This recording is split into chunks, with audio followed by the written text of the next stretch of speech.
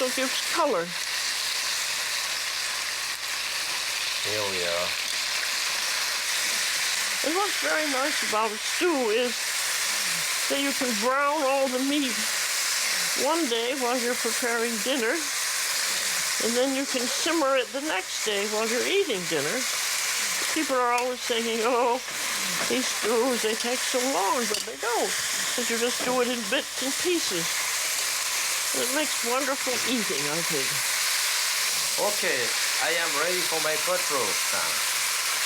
So I have, my meat has been browning all around.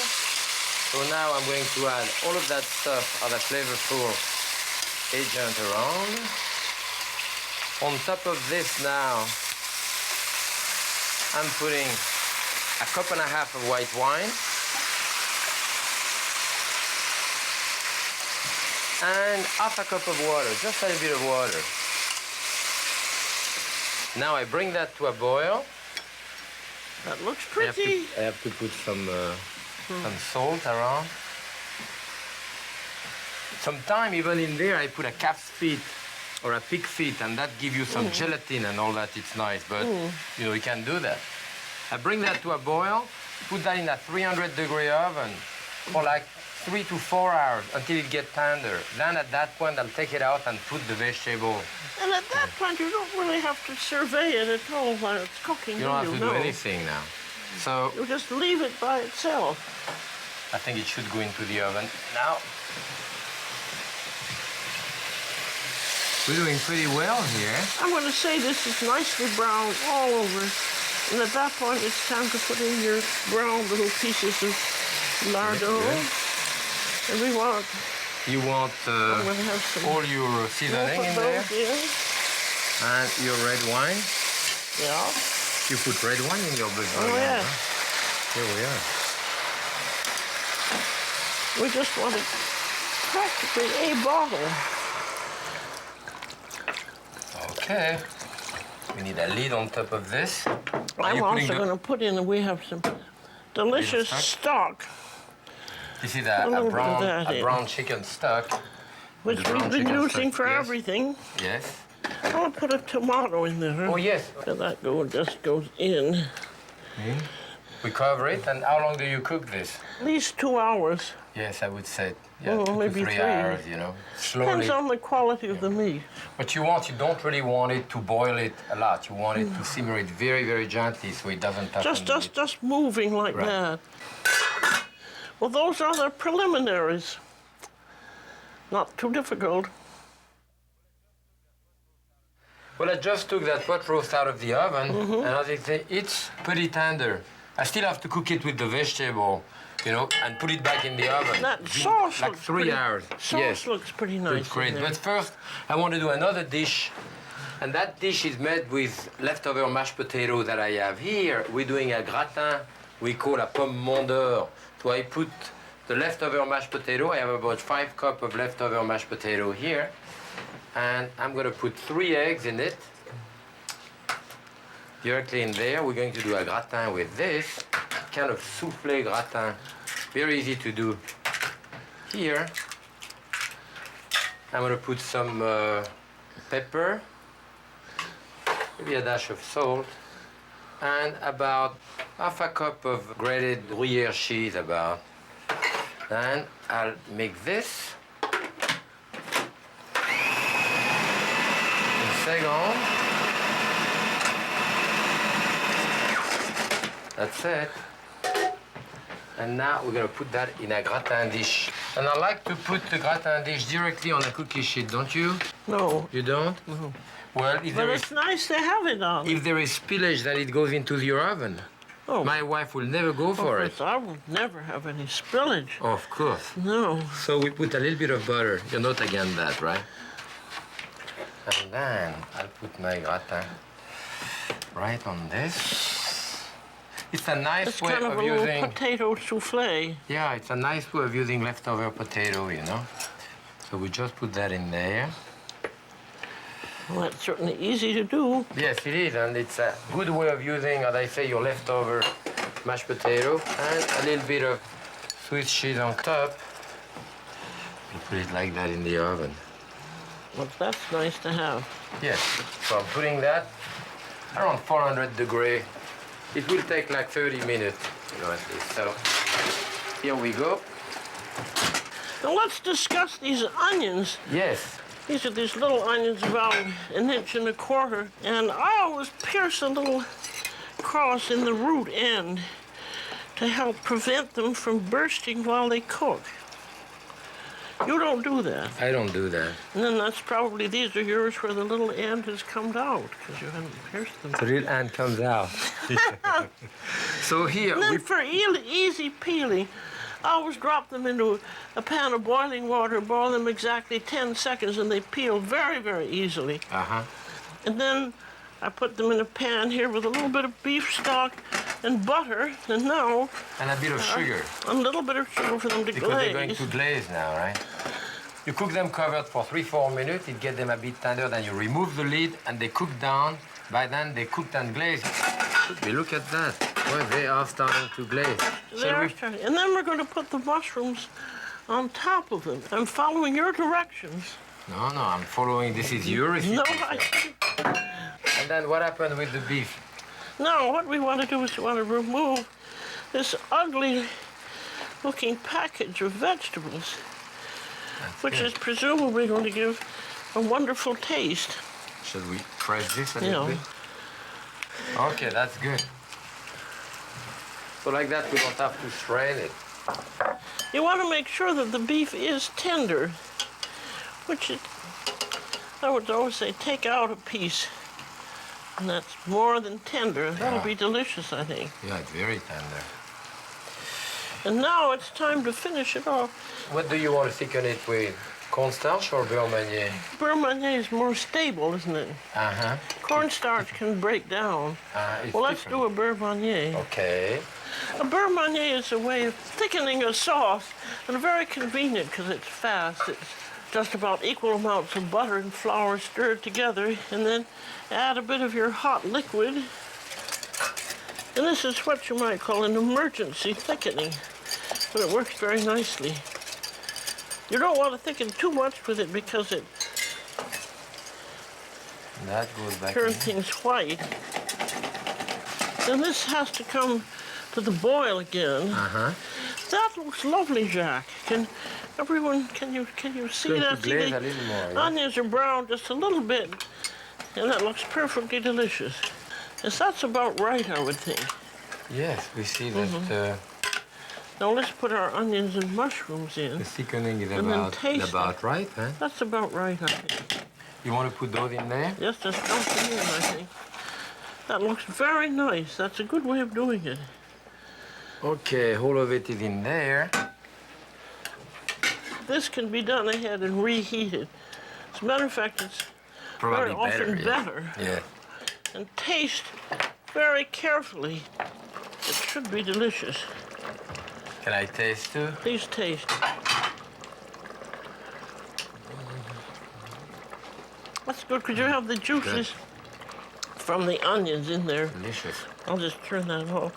It really tastes delicious, you know, but you mind if I put just a little bit of red wine at the end? If it don't ruin it because it's so good. No, you know, just a little bit like this. Okay, that's to give it Yes, it will give it a kind of winey taste at the end. I like it. And you know what? I'm going to taste that with my... Did you see that spoon like that? This is a tasting spoon. You do this and you taste... Oh, no, that's a good idea. On this side, so you can use this again. You don't have to keep washing it. Have you ever seen a tasting spoon? I've never seen one like that. It didn't ruin it, right? Give it just a little bit more of red wine. Nice. You could even put a tiny bit more in, I think. A tiny bit more here. Yes, I'm with you. Okay. That's Not much, because you don't want really to have a taste of raw wine at the end, but it gives it a little bit of a perk, and in fact the color even improves slightly. So I think now we're ready to serve this, but I'm going to finish first the pot roast. Well, that's the vegetable mighty with good, the pot that roast. stew. Because I think it's everything reduced properly. Yes, because it cooked a long time very slowly. I have a large white turnips here, you know. That's a very big one. That's a big one. And it isn't punky inside. Well, we're going to find out. I'm going to open it, but thankfully, when I find smaller one, I like to use more the smaller one. No, it's pretty firm. That Look at looks that. okay. But it does smell stronger than the small one. Well, it should. Yeah. I like a So 1, strong 2, turnip. 3, 4, well, 5 or 6, 8 pieces of turnips. I will have plenty here. So my pot roast is there. The onion, those are bigger than yours, you know, Yes, and I would they are. count, you know, a couple of onions, 2, 3 at the most. That this is the time where I put all of my vegetable because it has another at least good hours to cook. Bunch of carrots here. Those are naturally baby carrots. Yeah, those are baby carrot, and you can actually even put potato if you want. You can put other type of vegetable. And you got your peas. At that point, the peas I put it at the end when I serve them, you know. And this will go into the oven, 300 degrees again, for like an hour, hour and a half. I think my pot roast is finally cooked. Ooh, Look that at looks nice. Yes, with a lot of I vegetable. love the smell of all those Yes, vegetables. and this is tender, you know. Oh, good. So, So how long did that take? well, like close to About 5 hours altogether. 5 you know. hours.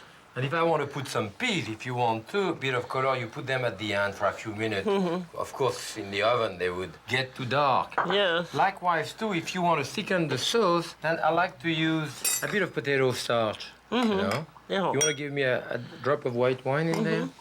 You always have to dilute your starch with a liquid. Okay. In the case of Aru, you have the butter, which does the effect. But otherwise, if you put hot liquid on that starch, it will seize and you'll have nice little dumpling all over the place, which you don't want. that. So there, as I put it in that liquid here, it thickens on contact. So I stir it there. See, it gets much thicker right away. So this is a nice way of finishing it up, you know. That's it. And I would leave it just like this. I had enough. And maybe what I should do is to carve some of that. Oh, yes. So we'll have that. It's really a... As you see, the meat does shrink considerably, but... Then one thing to it, carves easier if it's cooled off a little bit, hasn't it? And then, yes, probably. and you can cool it off and reheat it, and it'll Absolutely, this, you know, carve leave it... very nicely, I think. So I'm going to put it on that big platter here. This is the type of dish that you love with a big platter, right? Mm. And here, Sunday. Smells like beef. Yes. And I'll take a little bowl like this. You could say this was family style because you can get this all done in the kitchen and Yes, and bring it. serve, And you could put that on a serve buffet. that in the dining room, you know, or on the buffet. It's always I like those nice big vegetables. have appetizing, you know. The vegetable will have a tendency to break down. We cook about an hour after I put the vegetable in it, you know. This is about it. Put a little bit of parsley on top. And That here looks we are. delicious. Now we have The beef burgundy. And I have a couple of some noodles for you. oh, good. Shall I give it to you now? Yes, let's put the noodles on the plate first. Just plain buttered noodles. Salt, pepper, that's it. Want to make a little A nest little butter. out of it here for your noodle. Those are wide noodles, you know. They look good. There are the mushrooms and the onions. I think we need a little parsley one. Yes, where we're going to put the crouton around. That's right. That's a delicious sauce. Nothing like good beef, is there? Okay, shall we put a few I croutons? like your idea of, what did you do? You We have to dipped it. dip them. You have to dip them in the Dipped sauce in the there. sauce, and I You think put them in the parsley. that's a very nice idea. That really dresses it up nicely. Yeah. Yes, beautiful. I have the gratin of potato. Okay. Here, I'll give it to you. Watch out, it's very hot. We could serve maybe a beef burgundy like this with some of the potato around. What do you think? Be a bit different. Here, in fact, you see the sauce even better, you know? You want to put some potato next to it? Watch out, the pot is hot. This is hot. This is a very nice idea. I think I'll put a few This thing of parsley. Parsley on the side, that's your green vegetable for today. That look absolutely terrific. That looks so good, I think we ought to toast it and ourselves for I would having think. done it. We're talking about a symphony of taste today. We started by cooking in concert and having a symphony of so many different tastes. And those are very delicate, muted tastes. You know, they work well together. The wine, Really beefy. the onion, beefy. Now, where's your wine? I'm ready for the wine. A little bit, you want something which really stand up to the beef here. We have a Cabernet Sauvignon here, dark Cabernet, which I love. So I think I will toast you on that one and tell you how happy I am to cook with you. Bon appetit. And happy cooking. And I will toast you, Jacques. Le you. maître. Good.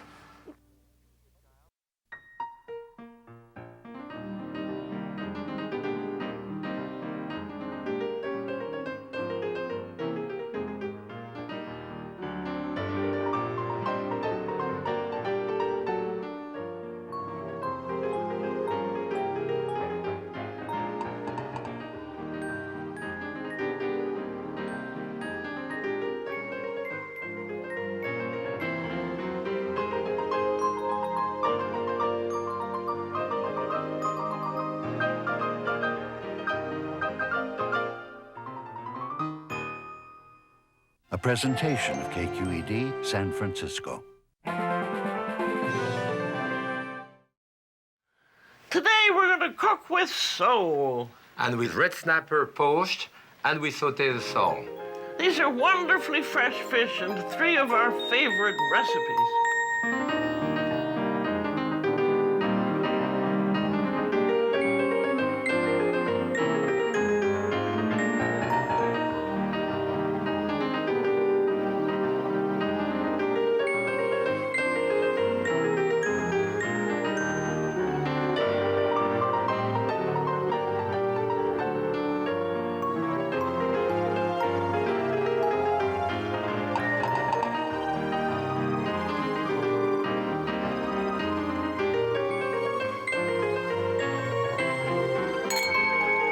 Happy cooking. Bon appetit.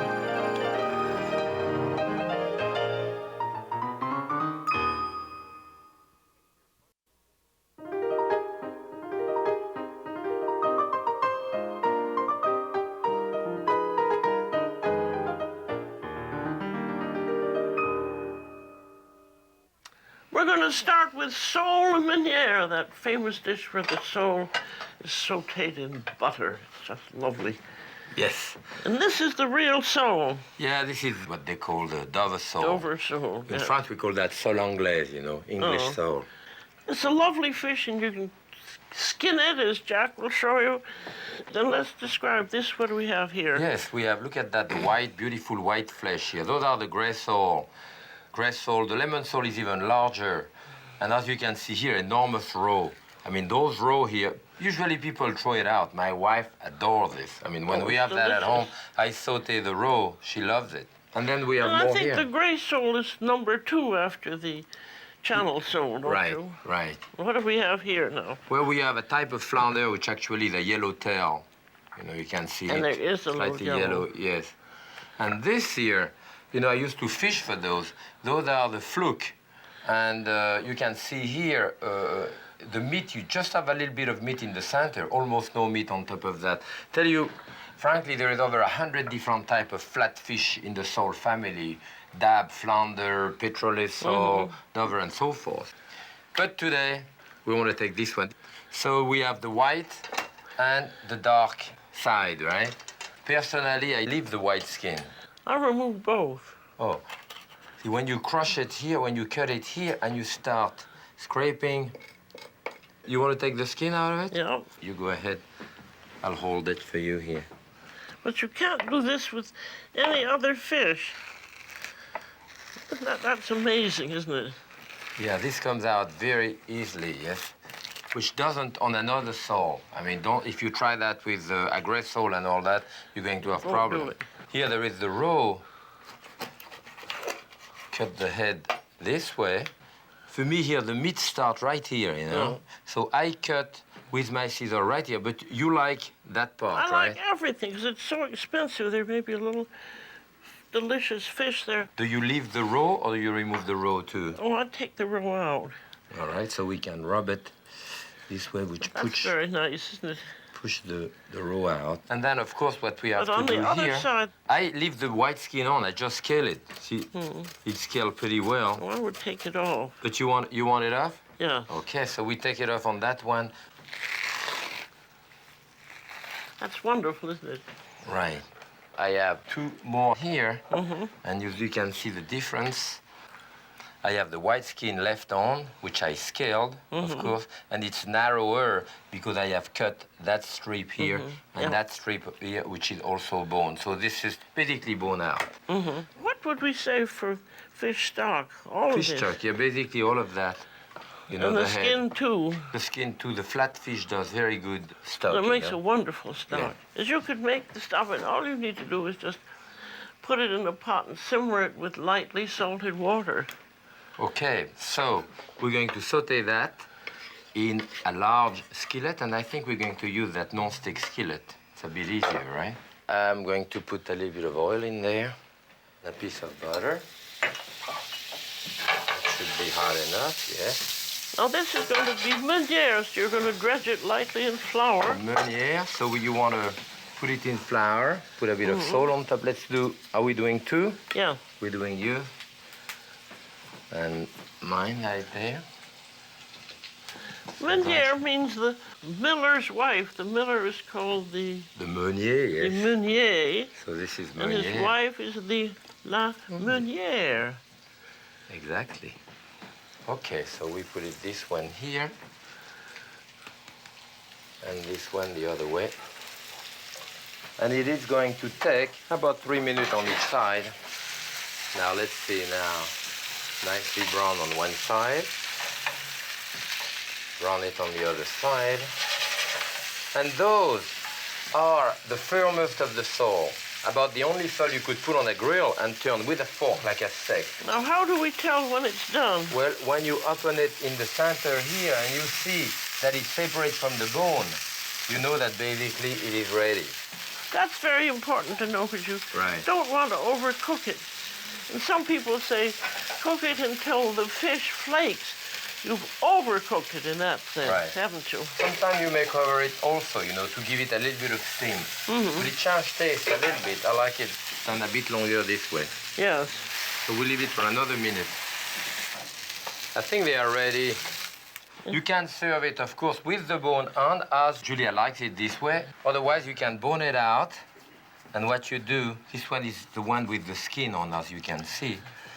And you can either separate it this way or run your knife right there. This has that wonderful flat bone. Yes, in the center of it. And I've cut it in the center. So what happens is that usually the maître d' does that in front of you. So you can remove one of those fillets, as you can see here.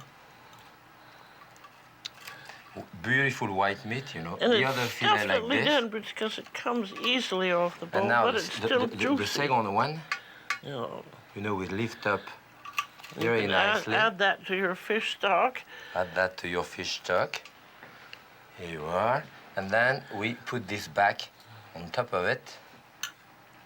There. So I could either do that in the dining room in front of the customer, or you can do that on your table, rearrange that on your plate, and at that point you have your 4 individual fillets of sole all bone out. It's a nice way of doing it. And now you're going to make the black butter sauce. Yeah, we do black butter. So, Julia, you want to put some capers on top of that? What do you Okay, or think? you're going to put them in the pan? We put them. You can put them in the pan. Well, I'd rather put them in the pan. Okay, I'll do a little bit of parsley. We have some lemon juice too.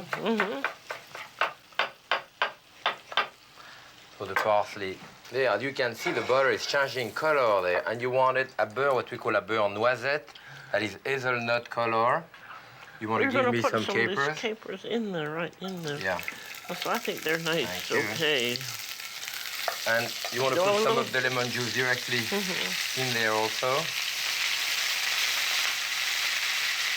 Oh, that's going to be Good. And put delicious. your parsley first. So when you put that on top of it, It it kind smells of cook so it, good. cook it a little bit. It cook your parsley by putting the hot butter and lemon mixture. And now, So there you are, that's it. And now you That's just it. eat it. Now we're going to take this beautiful red snapper fresh out of the water. fresh out of the water, and we're going to turn it into a fish fillet poached in white wine. That's one of the classic ways of doing fish fillets in French cooking. Yes. And you're going to do it one way, and I'll do it another way. Exactly. So I'll take the filet. In fact, you know, that type of fish, those grouper or type of fish like that are very good for stock. You know, so you do a Fish great stock. stock with that, yes. Here is one filet. Try to go under the gill here to lose the least amount of fish that you can. And this is a beautifully fresh fish also, except you've got your finger in it. Yes. You can see it has a nice bright eye. Yeah, nice bright eye, that's true, yes. And very often also we used to cook those fish on the bone, you know, but now conventionally it is done on the filet. This one has been scaled already. I'm taking the bone from the belly here. And that again would go into the stock. I'm cleaning it up a little bit of the tail. I think it's pretty good. That would be a nice filet, a big one. What do we I have? like the skin taken off, please. Oh, you want the skin? Yes, off? I Oh, do. okay. I will oblige. This way, lifting it up, you know, to hold this way, and you move in a You kind can of hold jigsaw. that in a towel, too. Yes, and you It's move kind of slippery. in Yeah. a jigsaw fashion, you know, to try really to get your skin out of it. So it's a very useful That looks lovely. technique, huh? I have to have some shallot with mine. If you don't have shallots, you can always use scallions. But shallots have a little more flavor, I think. I'm going to put the shallots.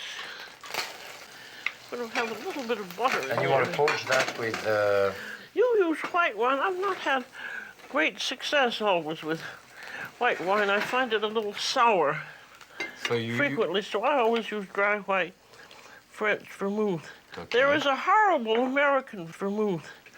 Do not use. yes?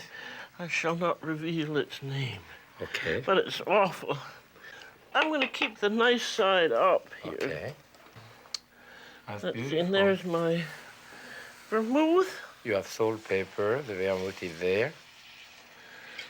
A little bit of water in, You want your mushroom? and then mushrooms. What's this? I can't remember. Is this called gourmet or bonne femme? Bonne femme, yes, that's right. That is good wife. Actually, you remember it more than I do. Good wife who cooks her husband. You know what I'll do for Beautiful you? dishes. Maybe I'll do a piece of paper. to Oh put yes, on we top. need that also.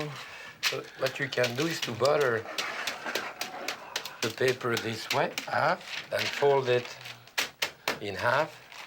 And This in is four. always the first thing you learn in cooking Yes. school is how to make a paper cover. Right. And from the cover where there is no opening, you do one triangle into another smaller and smaller triangle. And then you measure the radius here, which is from here about to here. Here. So you have your Very nicely your buttered. buttered pieces of paper here, You right? know that there's a French book called The Repertoire de la Cuisine, or the Kitchen Repertory. And I think you did it. You did a translation of that. No, I did a little introduction, yes. How many fish and white wine were there? So gosh. over 200. Yes, over 200. There's 7,500 recipes in a very tiny book, but very elliptical. Just give you very simple explanation.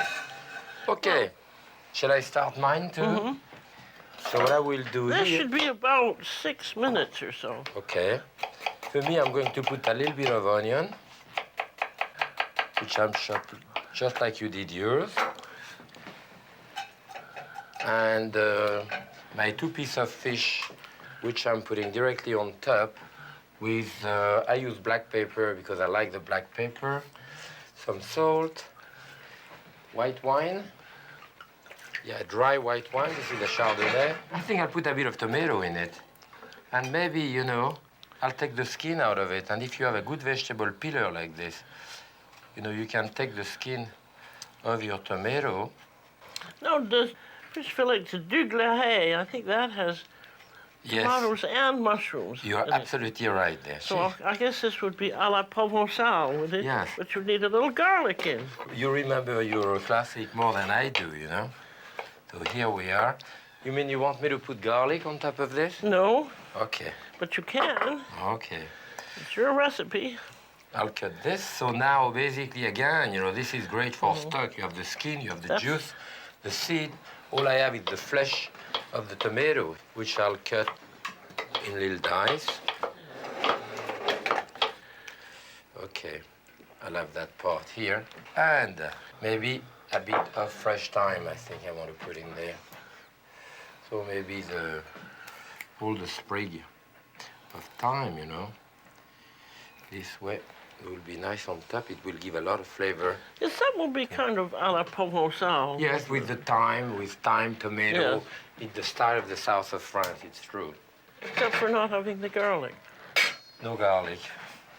And this is going to cook for a couple of minutes, and during that time of the garnish, we're going to do cucumber. And in a classic way also, to do the cucumber, we're going to tourner cucumber, so you all cut them in the same size, and you could also peel it, but conventionally we cut them this way Well, I think in if four you're chunks. going to cook it with the skin on, you want to make sure that the cucumber hasn't been waxed. Yes. And this is an unwaxed one. Do you want to do some? Sure. Here is a little knife, where you have one.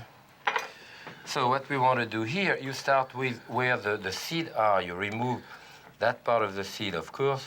Or you can cut the whole thing in half and use a spoon to get it out. You can do that too. But I mean, if you want to do what we call tourner here, that is doing kind of little football shape, then you want to use a paring knife like that. This is what you learn in school. And take the smallest amount, of course, of the skin to give it that shape.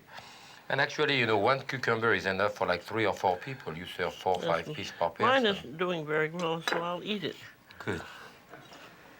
Well, eat that one. It's not too good, okay. too. That cucumber has a lot of seed. There's almost no flesh left, you know. I think cooked cucumber is just lovely with fish. With fish, it's excellent. So what we'll do here is actually just put a little bit of water, a dash of salt, and as soon as it comes to a boil, I'm going to boil that 1.5 to 2 minutes. It goes very fast. I think mine is about done. Yes, I would say that this is great. You're absolutely right there. We should start the sauce. And your sauce you're going to do? I'm going to do the classic beurre blanc. See, where this one comes from? Now, this is when I was in Paris, gosh, way back in the very early 50s. White butter sauce you didn't find in classical cooking. There was a beurre from Nantes. Oh, the beurre Nantes. Yeah, right, I remember that. And there was only one person in Paris called La Mère Michel. Who was doing it? She was doing it in her restaurant. She was an elderly woman with white hair, and she made her sauce in a pan exactly like this. So after she taught us how to do it, I went out and bought this pan. So that's about 50 years old. I'm going to put my cucumber here with a little bit of water. That's it, just cook a few minutes. And I'm going to strain my sauce out. We'll strain it right just into hold there. it like that with the lid, you know, and that gives you all the juice of the fish. And the advantage of that technique, of course, is that you keep that nice and warm here in its corner. And then you can do your sauce in there. We want to boil this down to practically a tablespoon. So you're going to do a beurre blanc. Beurre blanc de Nantes. And basically here, this is an emulsion of this. You reduce, and you use that as a flavoring agent, right? And also, the butter will nice thicken in it. Beautiful, yes. Good. Now, you're going to do what? I'm going to do something a little bit different. I'm going to do, let's see, mine. Mine is about cooked too, so I may remove it and put it in something like this and do the sauce here. I think my cucumber are ready here. There is basically no water left, but I will drain just the remaining water. That's about none. Yeah, I can steal a little piece of butter from you. Yes, me. Okay. As much I'll as put this in there, a dash of salt, and that's it. I will finish letting that melt here, warm up to serve with the fish. Okay. Now, are you ready with oh, your reduction is beautiful there. Yeah. Okay. And here, what do you have here? About two tablespoons? About 3 tablespoons. Yeah, 3 tablespoons. Now, you do it right over heat, don't you? Yes. Oh. Lower heat, sir. And then the La Mère Michel, she used to do it, putting it bit by bit in. Yes. I'll do your method because it's faster.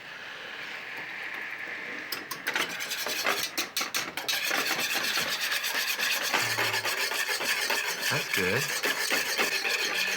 I think if the beurre blanc came into fashion again with, what was it, Michel Guérard and La Nouvelle Cuisine. Yes, that's true. And then now that everyone is so afraid of fat, because they don't know how to manage it properly, you don't see it much anymore. But it is delicious, I think. Absolutely. And you know, if you consider very often, you know, you do a beurre blanc or something like this, and you end up putting 4 or 5 tablespoons of butter to serve that to 2 or 3 people. Well, a couple of tablespoons of butter per person. It's not the end of the world. Well, I think you have to be aware of it's not something you're going to eat every day. Right. And then if it was anything that's left over, you can keep and beat into, say, a velouté sauce. In a velouté, yeah?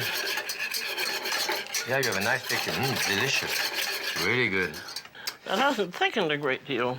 I think it's great. Here, you want to taste it? I think.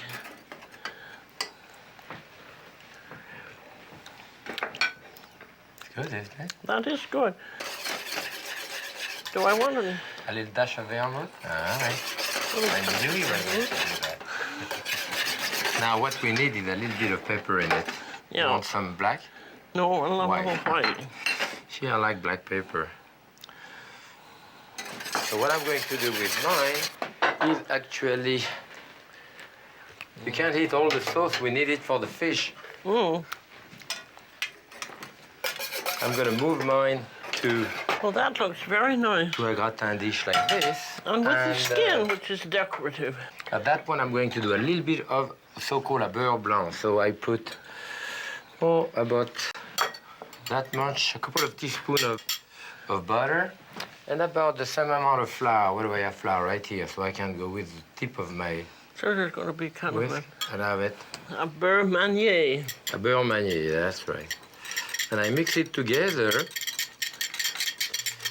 And it's great to use a whisk for that, because you see what happened is that I really have a minimum, because I don't really want much here.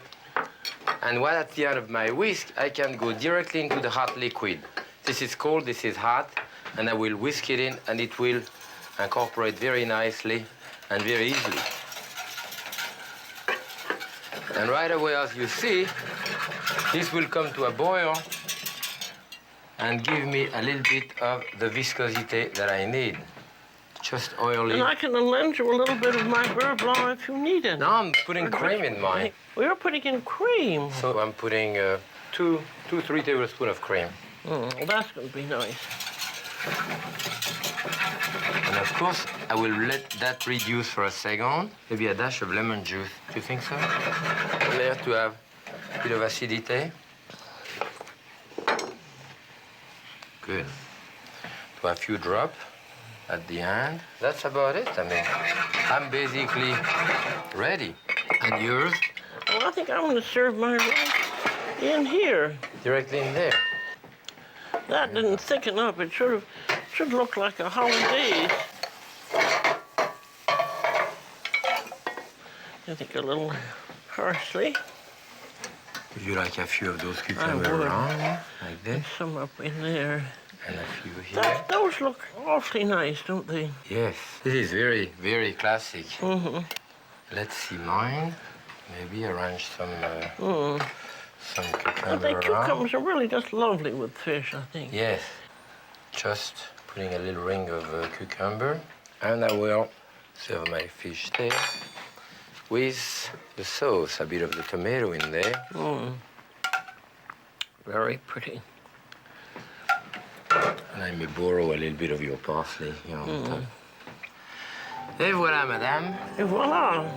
I think those are great dishes, you know. It's fun cooking together, It isn't is it? fun cooking together. So, bon appetit. And happy cooking.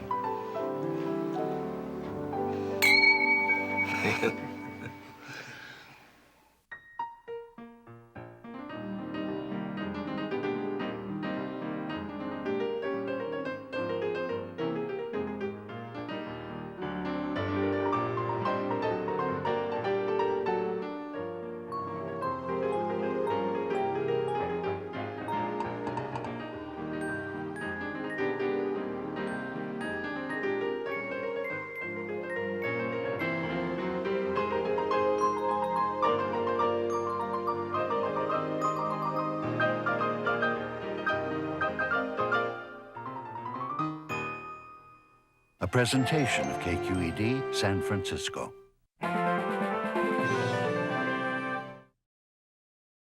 This looks so good. It almost feels like we're having a Thanksgiving feast.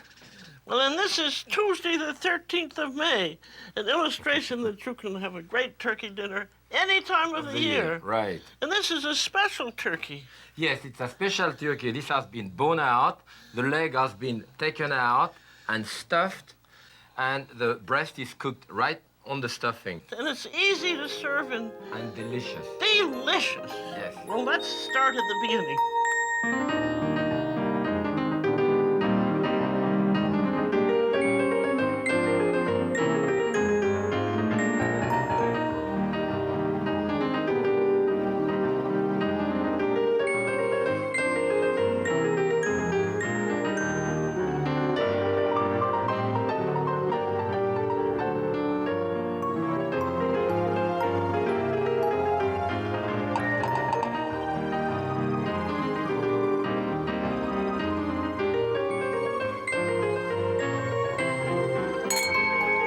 Happy cooking. Bon appetit.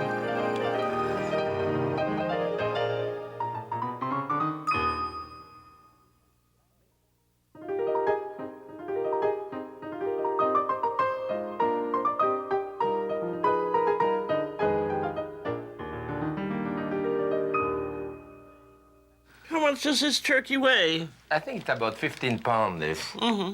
And I think it's a fresh one, although there are frozen one on the market, They right? certainly are. And I think frozen ones are very good indeed. If you get it from a reputable store, they should have remained frozen. What's terrible in the turkey is if it's frozen and defrosted and refrozen, and then the breast gets kind of shreddy. But you have to go to a good store, I think. I think so. You know? And I hate that little red thing, whatever it is in it, so I take that out.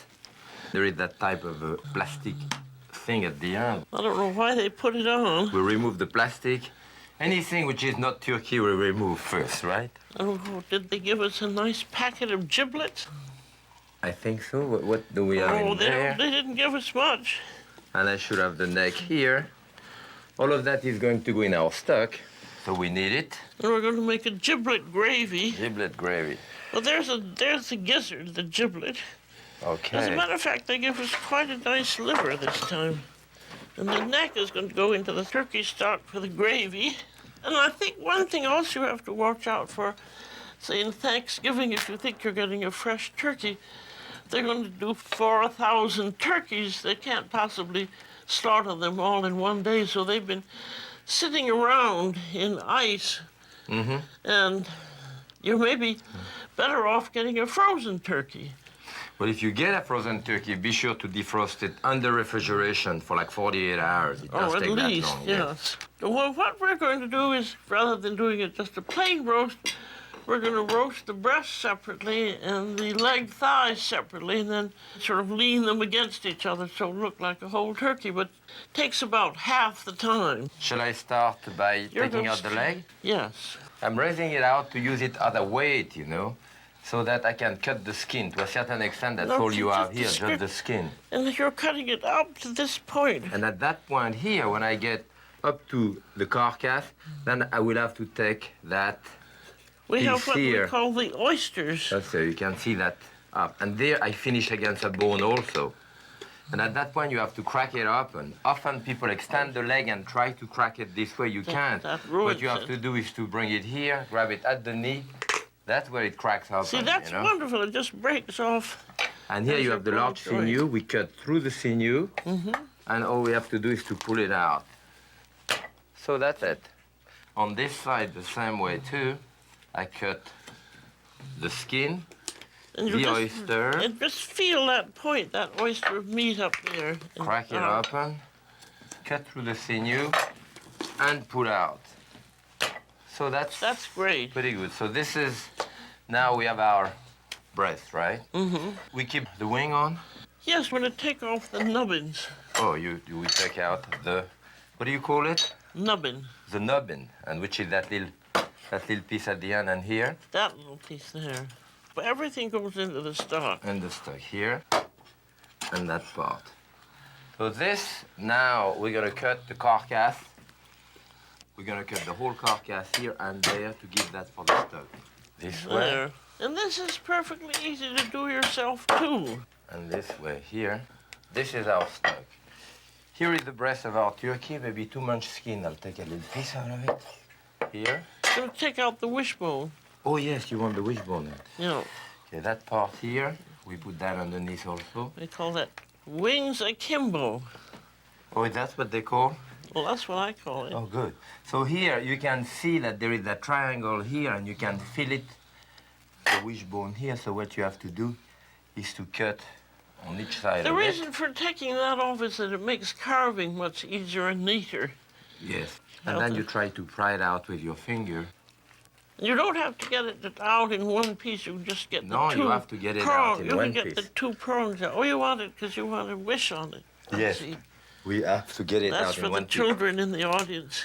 I broke it. We can put on it, but that's for your stock too. So we are ready for this. This I'm going to put on the side here. And this I'll cut with the stock there. Shall I Here start is all your browning stock. that Yeah, a little I bit? think so. You have your vegetable. We have the neck. We have the gizzard. Shall I continue boning on the leg? Yes, I think that's Okay. fine. I'll start that. And we're cutting the end of the drumstick here. And as you can see, at the end of that drumstick, there is an enormous amount of very tough sinew here, which are kind of difficult to pull out. You could, with a plier, pull them out at that point, but it's much easier to pull them out when it's cooked. As the meat is cooked, it comes out. All we want to remove here is the bone from the thigh bone, which is here. So all you do, you run with your knife on each side, a little bit this way. And all you have to do is to pry your finger underneath, put your knife underneath, and after scrape it. You scrape it up to the joint here, and then we want to cut through the joint. That's more stuff for the stock. Here you are. And the second one in the same way. And in the place of the thigh bone, we're going to put some of the stuffing. You could also put herbs, you could put chopped mushroom, you could do whatever you want to flavor it. So now we have those two legs, which are ready to be stuffed and replaced together. How is the stock doing? And slowly, I'm going to brown these vegetables that are going into the stock. I have some carrots and onions and a little bit of celery. And while the meat's browning, I'm going to brown the vegetables too. So now can I start on the stuffing? You may. Good. I started my stuffing here. I have chopped onion, chopped celery, chopped mushroom, oil, a little bit of butter. Into this, I'm going to put some sage. And this, I'm going to cut it coarsely. You want like a good 2-3 tablespoons in our stuffing here. We're going to put a bit of link sausage here, but don't forget to remove the skin of those. You know, those are breakfast sausage. And we have about 8 ounces of it here. And then you have some cornbread for me? I have a whole lot of cornbread here. Good. Well, this is our base, the cornbread. This was homemade, but I'm sure you can buy some, right? I think the box top recipe is great for it. Yeah, that's fine. I'm going to add that to the stuffing here. Good. And we'll put the bread directly in a bowl. So what I need to have in there is some chicken stock. I'll put like about a cup And that's ready to add to the bread. I have my vegetables tender, and the meat is partially browned now. But I think having a good stock makes an awful lot of difference, having a great gravy. I like that stuffing when it's a little bit loose, you know. So, it's time for me to stuff the legs. So here they are. You would normally wait for this to be totally cold. I mean, it's a little bit lukewarm now. So I'll put a bit of pepper, salt in it, and like a cup of stuffing there. And as I say, if one of them you want to have some fresh herbs, just saute some fresh herb, different thing in it, you can put that only in it. You could, of course, sew it together. You can put it in a cheesecloth too. I think one of the easiest ways is to put it in a piece of aluminum foil. Maybe about that size. I want to measure it about like this. And then that's going to hold together and you can take the foil off. Yes, I think you would want to cook it a good hours, you know, this way, so that it nice holds and neat together. package. And you don't even close the end of it, so the heat can go in there, you know, and continue cooking. So here we are. You do that one too. So I have the stuffing in the two legs here. And the rest of the stuffing, we're going to put it directly on our roasting pan. I think we should say also that you can make the stuffing ahead, you can make the stock ahead, you can prepare the turkey, but don't stuff it until just before roasting it, because the stuffing is kind of moist and it can spoil, and then it would spoil your whole turkey. So just get everything ready, but stuff only at the last moment. Think we should put a dash of oil in the bottom? I think so. Okay. Why don't we have some? I have some turkey. Do a little bit of this.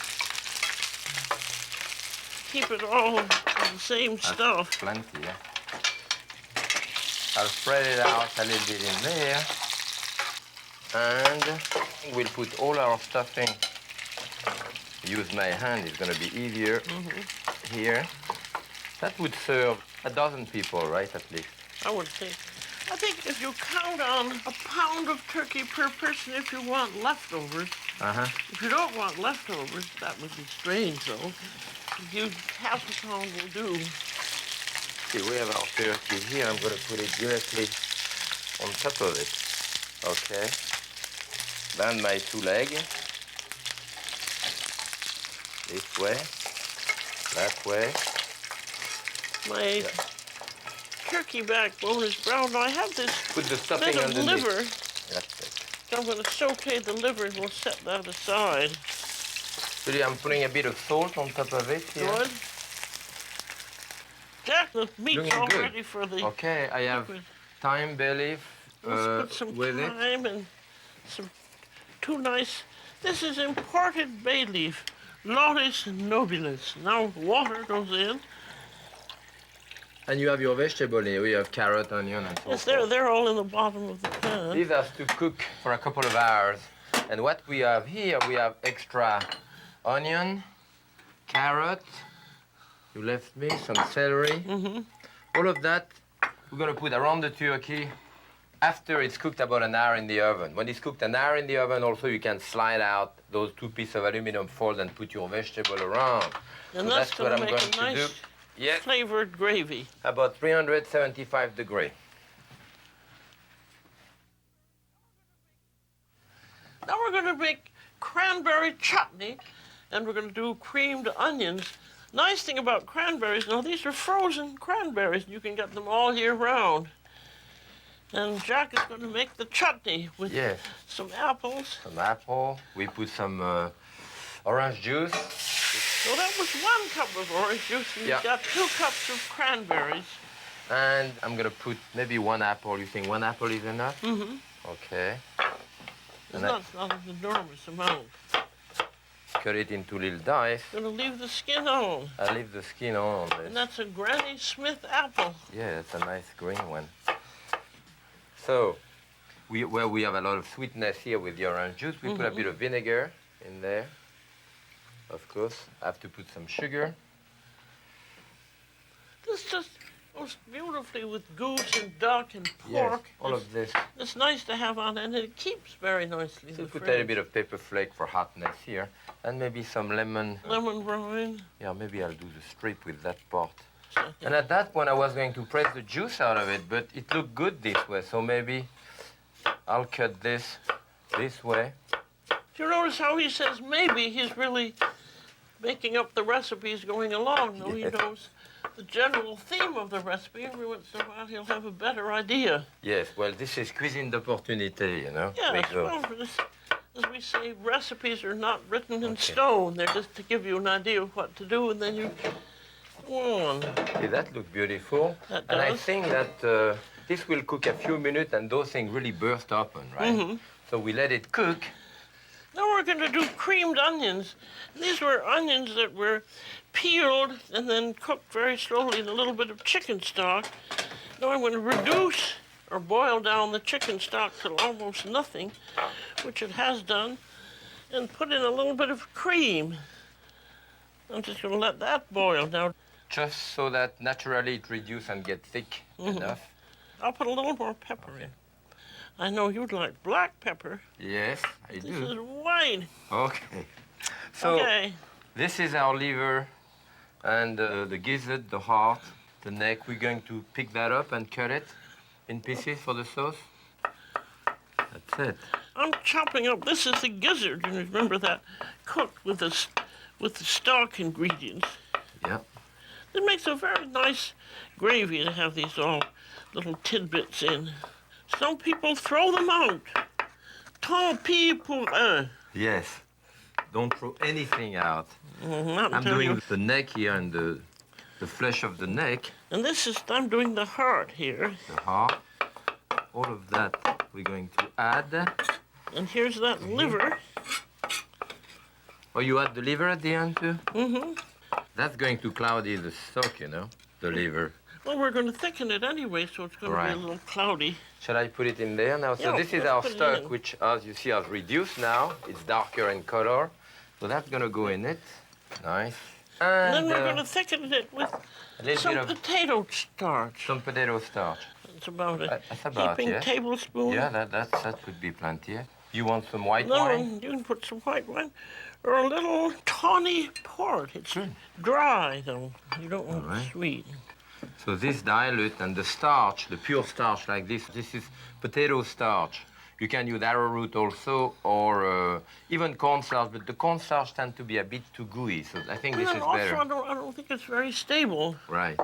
And what happened is that as it touch, it thicken on contact. So you put a little bit and you stir it, and you look at it, put a little more, stir it, look at it, you can stop whenever you want. It thicken right as it touch the liquid. So Is that going to be thick enough? you want to We'd taste better it? taste it, yes. I think that's a little bit light. What do you You think? think so? I think it's beautiful the way it is. I think it made it a dash of salt though. I don't think it needs salt. Okay. That little hint of port was awfully helps. nice in it. It helps, very, yeah. not very much, but you just have that little sophisticated flavor. Okay, so I'm going to check on the turkey. Okay. Oh, here we are, ready to serve. Here's our turkey.